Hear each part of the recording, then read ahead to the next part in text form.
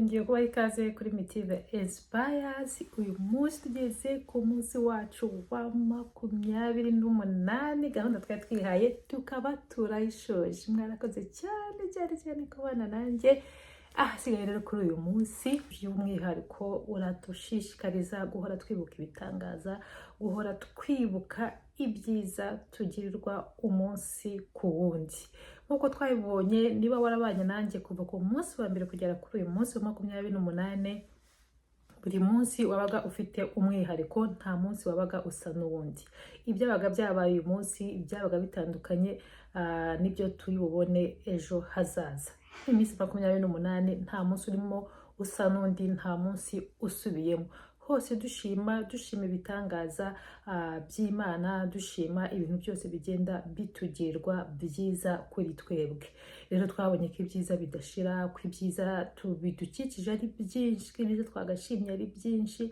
Ibaza iminsi 28 ubona ikintu cyose kuri wowe ushobora gushimira Imana. Numva rero nta rwitwazo rwo kuvuga ngo njyewe ngo ntabwo nagira ubuntu, ngo nta kintu mfite nshima Imana. Umva nshuti yanjye, birahari byinshi cyane. Niba wumva ntacyo ufite ushima Imana, subira muri aya mavideo urebe guhera kuri video ya mbere ugeze uyu munsi, uravamo ufite ibintu birenga 1000 ushimira Imana kugeza uyu munsi mu buzima bwawe. Uyu munsi rero kwibuka ibitangaza ni iki? Nkuko tubibonye, buri munsi nta munsi usa n'undi. Ibyo uri bubone uyu munsi byanze bikunze bitandukanye n'ibyo uzabona ejo. Umva bajya bavuga wenda ngo abafungwa, ngo abanyururu, ngo baba mu buzima bumwe, ngo cyangwa abanyeshuri, ngo ibyo uyu munsi nibyo by'ejo. Ariko ndakubwiye, n'ujya no kureba uzasanga ibyo bintu bahuye nabyo uyu munsi bizaba bitandukanye n'ibyo bazahura nabyo ejo. Urumva rero buri munsi dufite ikintu dushima Imana. Rero muri gukomeza muri gahunda kugira ngo bikomeze bidufashe gushima no kwishimira ibyo dufite muri iyi gahunda y'uyu munsi yo kwibuka ibitangaza.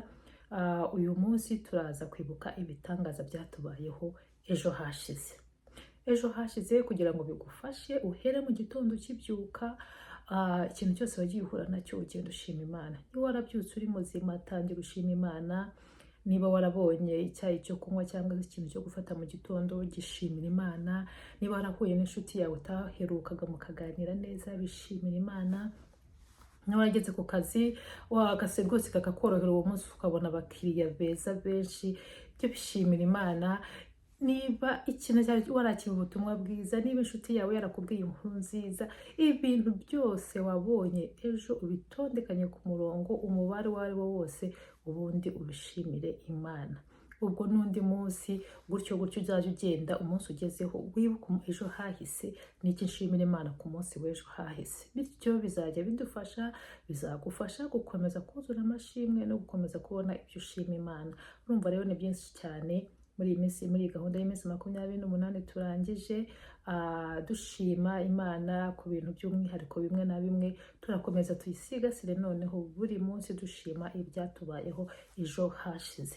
Nuko dukomeza muri gahunda yo gushima, kwishimira uko tumeze, gushimira ibyiza byakubaye, kabone niyo kaba ari gatoya ugashimira Imana. Ibyo bintu bizadufungurira amayira yo gukomeza kwakira ibyiza. Nongere mbiginga mwuka byaramwe kuri ibintu biri mu mutima wawe. Iko ukuntu dukikijwe n'ibintu byinshi, ushatse kureba ibibi pe urabibona, birahari ni byinshi cyane. Ariko nureba ibyo bibi bizaguherana, uzabihoramo, bizahora biza bigusanga. Ni ukuri umwanya w'ibyiza ntawe uzabibona. Nushaka no kureba ibyiza uzabibona, nabyo birahari byinshi cyane bidukikije,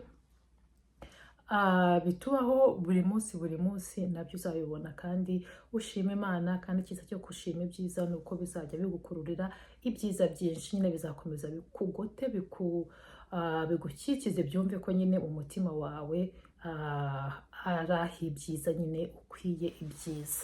Soze rero kumugaragaro iyi gahunda yacu y'iminsi 28 y'umuco wo gushima Imana. Nshimira Imana na buri wese wabasha kubana nanjye, mvuga nti warakoze ku kuba warabanye nanjye, ko waremeye ukanyumva, kabone niba waba uri umuntu umwe waranyumvise, byari byo byose video zanjye zigize n'umuntu umwe zigirira umumaro, byaba ari iby'agaciro, kuko nawe yazagira undi afasha. Umunsi wahuye n'umuntu uri kuganya, ushobora kumwibutsa ukavuga ati ariko buriya ko uhora mu marira nta kintu na kimwe ufite ishima Imana, nuko nashatse kuguhakanira wararebye izi video wakimwereka, kandi nzi ko uwo muntu yazagushimira. Hari abantu baba mu maganya, ni ukuri mu maganya gusa, bahora baganya, bahora barira, bahora yego ukibona wenda ntabwo ufite ubuzima bumeze nk'ubwa kanaka, niba ari nabwo uri kwifuza uyu munsi, ariko si ubwo ufite bwo ubushimiye Imana, kugira ngo n'Imana washimiye ibe yagufungurira iguhereze n'ibindi. Niba ugaye ibyo banzure n'abantu bose bagukikije, hari undi muntu uri munsi yawe, ese we azarira bingana iki?